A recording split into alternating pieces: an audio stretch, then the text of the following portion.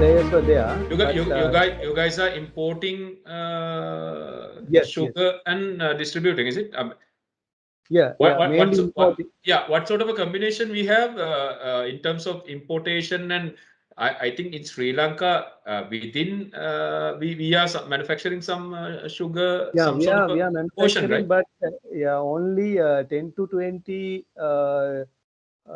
the contribution to the local market. I mean, local suppliers. Maybe with the sugarcane industry mostly going into beer and the liquor industry, I suppose, not Yes, to the sugar itself, right? Yeah, mainly they use the local production for beer because the yield of the sugar beer from local products is bigger than that of imported one. Okay. Because our local production is good for beer. So, Yes. Is it the, I mean, local sugarcane, the type of sugarcane in Sri Lanka good for the beer industry, or just generally? Yes. That's so. Yes. The reason is that the imported sugar is refined that going to the market for end users. But with the local one, it's not that much refined. I mean, it's not the crystal formation is not that much, but its taste and the smell and the taste. Or these are technical. Actually, I don't know, but it's good for beer. That's the reason. Anyway, they are supplying only 10 to 15 product for the total consumption. Okay. So actually, anyway, what I learned and what I gather from whatever the information sources, it's like what I learned is like it's a very concentrated industry. Few players keep dominating, right? Yes. Actually, even as per the social media, they are asking to give it to 80 rupees, 90 rupees. But the inbound costing is much more than. Basically, you're importing from Brazil or South American countries, or Brazil, Poland, India, Pakistan. Okay, but the problem is like we even today. I mean, we can have a discussion on that aspect as well, because import substitutions has to be done. Otherwise, we are facing a huge dollar crisis, no, Susanta? So anyway, like yes, sometimes there is something called what do you call comparative competitive advantage and comparative advantage. So that's the economic term. So it is good to when it comes to sugar again, there are hundreds of sugar tanks inside the harbor. They are not clearing. They are not giving the import control approval. I think nobody. I mean, everybody cannot import, right? You have to have import license as well, right? Yeah, import license, but there are major players, maybe 10 to 8 to 10, 8 or 10 the major players. But even I have, but I earlier said also it's very concentrated and few players dominated. I mean, if I want to come to the industry, they will somehow stop me in coming in, right? I mean, any new player, they will make sure that any new nobody will come into the market and take whatever the share they could, right? So that's the few players dominating. That's the, I mean, across the board. That's only actually there are some there are something that I cannot tell. Sure. But mostly the corporate suppliers, business, the B2B suppliers, they are depending on us.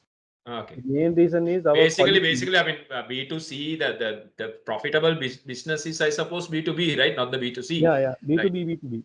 Maybe low margins, but the volume will be very high. So you can. Very high. Okay. How are you, Manoj? Are you working? Are you working? Oh, at home? No, sir. Today I'm not working. Okay.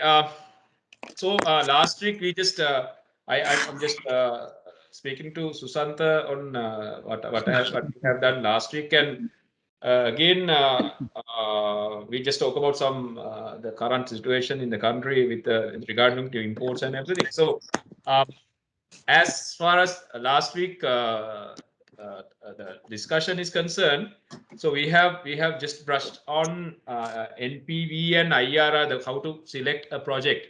So basically, if we go back to last week's topic and just have a discussion on that topic too. Can you remember what sort of a projects in terms of a business we just discussed on what sort of a project uh, we can implement? Can you remember, Manoj?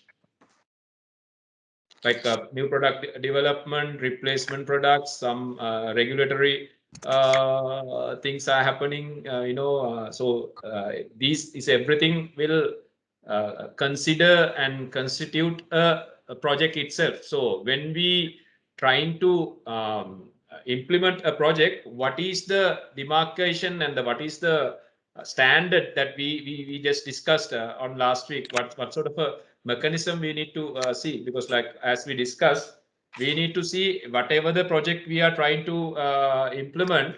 And you might you can remember last week we discussed when we try to develop a product, why we develop a product, guys, like what sort of a um, idea intention behind when we want to develop a product.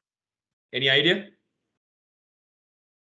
When you want to develop a product, what sort of a um, idea or strategy is behind when you want to develop a product? We just can you remember we last week we discussed about introducing a new product, or maybe some process development, or those things can be think as we can associate them as new projects. So what will be in terms of new product? What will be the idea behind it? You guys might remember the few questions we have done. Even that in that case, they are trying to going into a new market with a new product. You need to have a good idea what sort of a product portfolio you are having, right? So the product portfolio, when you're having a product, you need to think about your strategy, right? What is the strategy? Growth strategy is behind. Like, can you remember the Ansoff matrix I have shared with you in that book as well? When Ansoff matrix, it's like 4 types of strategies, like market penetration, market development, product development, and diversification. So this is comes under product development, right? If it is a new product, if you want to take a new product into your existing market, that is a similar thing you are trying to do, right? So what is the main idea behind it? Any thoughts you can share? What is the main objective behind when you introduce a new product? Any idea, Susanta? Yeah, Basically, it's to you need to grow your achieve revenues, right? our yes, yeah, So that's what. Yeah. yeah, the idea behind of more and more you need to attract more and more customers. So if the existing customers doesn't want to buy your existing product, it's better to, if you cannot go develop a new develop if you cannot go into a new market and develop a market development strategy, it's better to develop a product. Maybe it is not a new product itself, maybe a new packaging, maybe when it comes to new product, guys, it's not like you're introducing a new product. Sometimes it could be like a size variant you can introduce.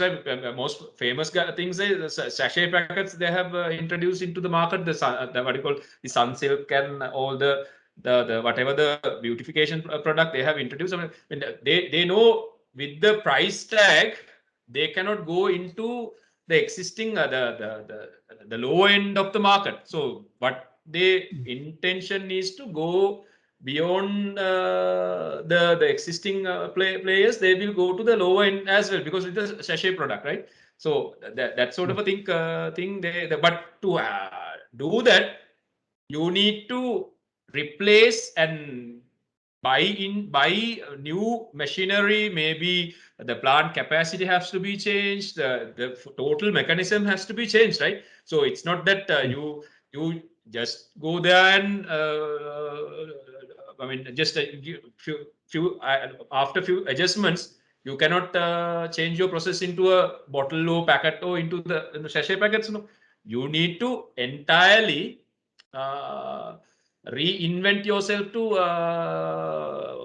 do the new manufacturing. So that itself going to be a new project, right? So what will be uh, the idea behind, as I mentioned, the main idea behind it is to increase your revenues, right? So increasing your revenues, that is it meant that will be your cash flows also increased?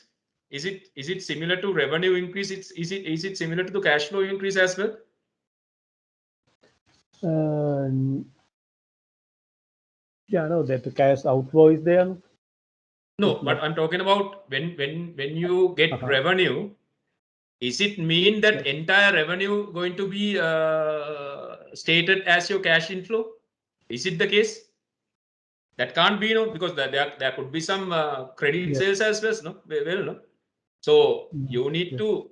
you need to make sure your cash inflow, the cash flow will be your main demarcation, your cash inflows and cash outflows. In that cash flow inflows and outflows, you will what you call you will discount into your present value. Then you will get a net. I mean, when you deduct that from your initial investment, you will get your net present value, right? So we discussed last week, when that net present value, what sort of a value that has to be, if you want to accept a project, what is the that benchmark?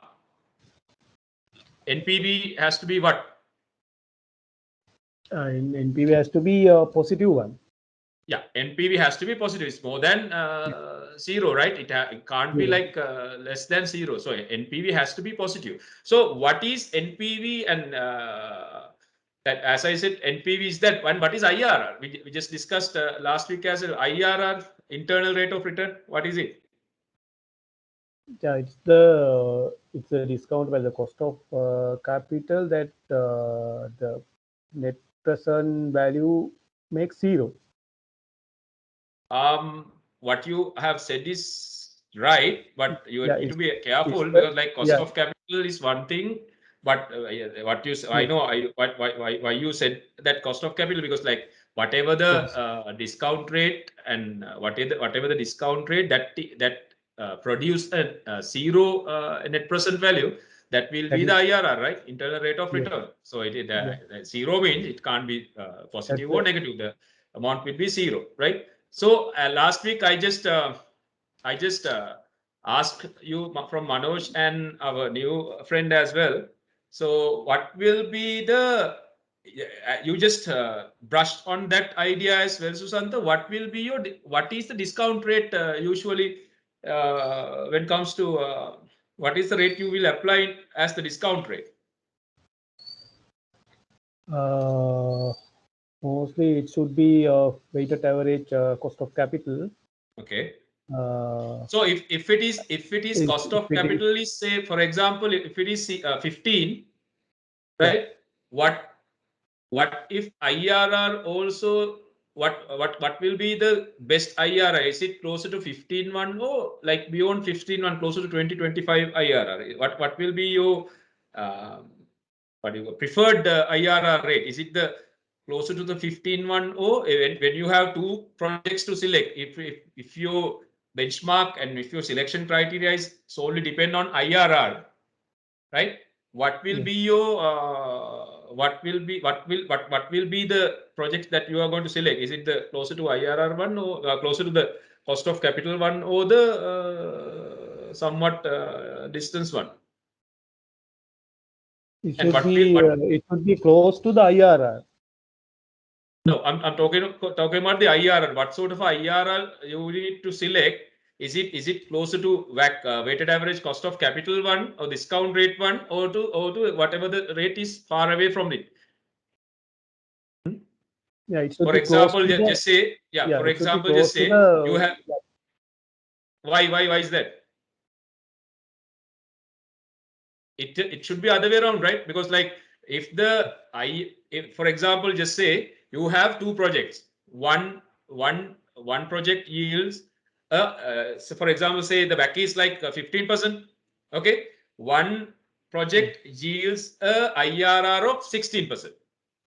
Okay, and other there's another project you might select that will yields a IRR of 25%. What will be the project? What will be the project that you are going to select? If I put my question that way,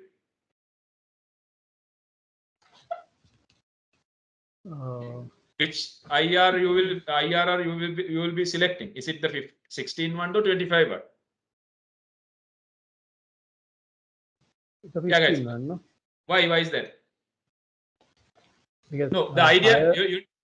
oh yeah, why aren't you selecting the higher IRR one? Why? There has to be a logic behind it, no?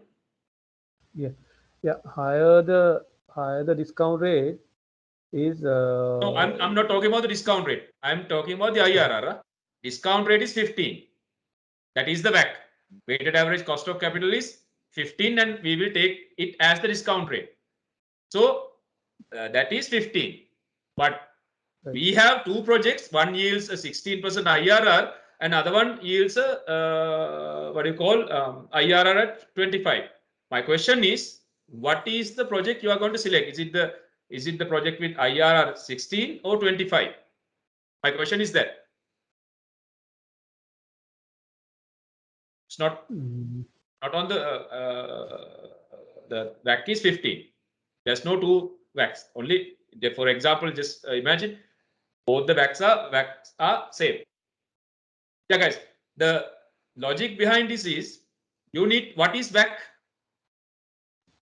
If you want to just layman terms, what will be the WACC, weighted average cost of capital, right? That means your Yeah. cost. If your cost the capital structure is consist of say equity and The what debt sort of a capital capital. structures are in a normal organization?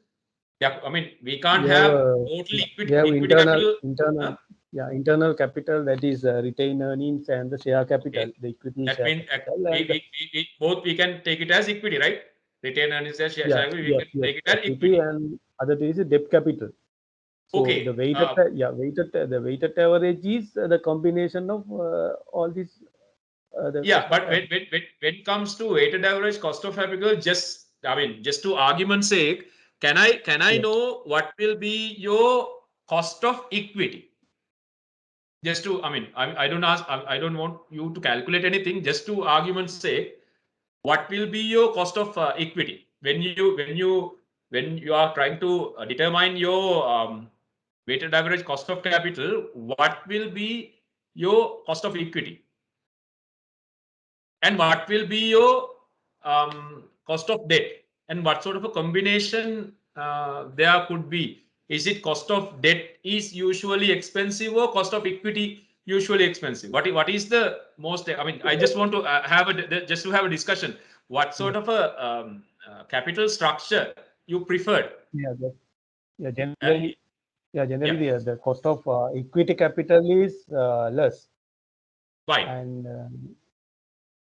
uh, because the equity shareholders, their expectation is uh, Are the higher expectation is part, very low?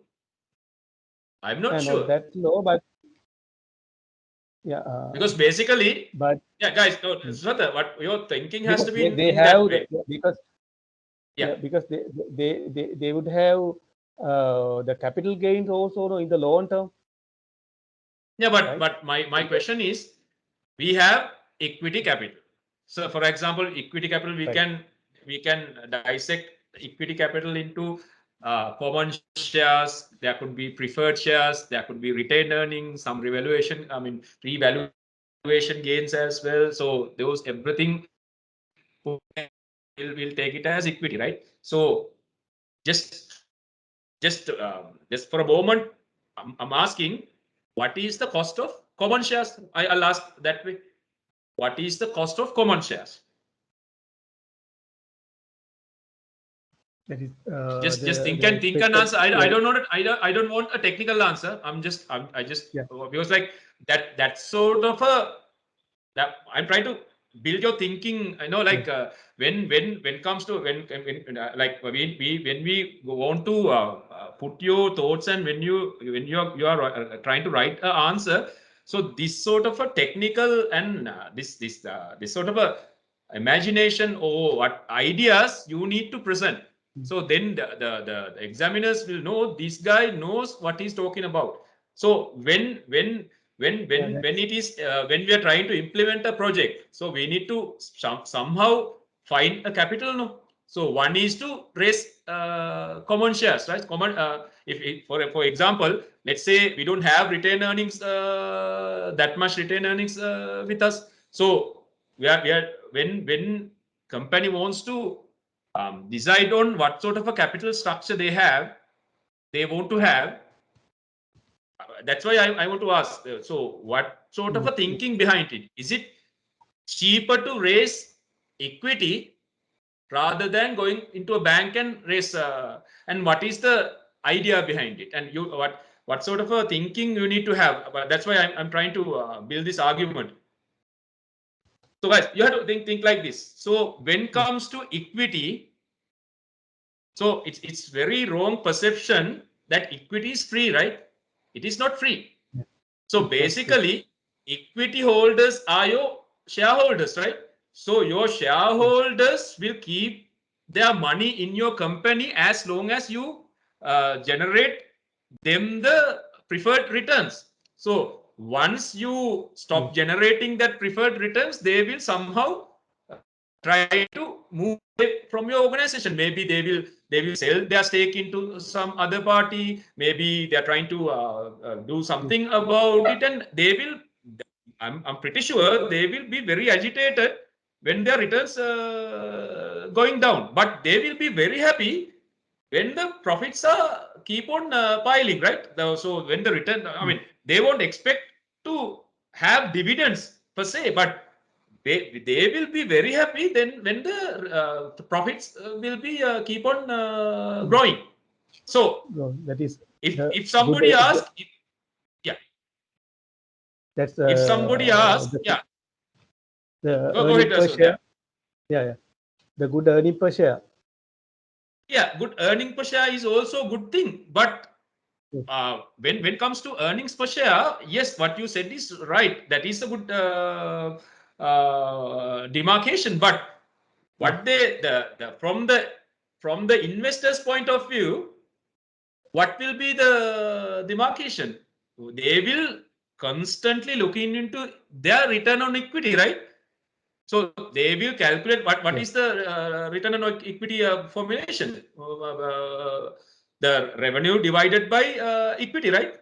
The total revenue divided by equity. But that you might know that there is a DuPont ratio as well. That so the DuPont ratio will dissect that revenue divided by equity part.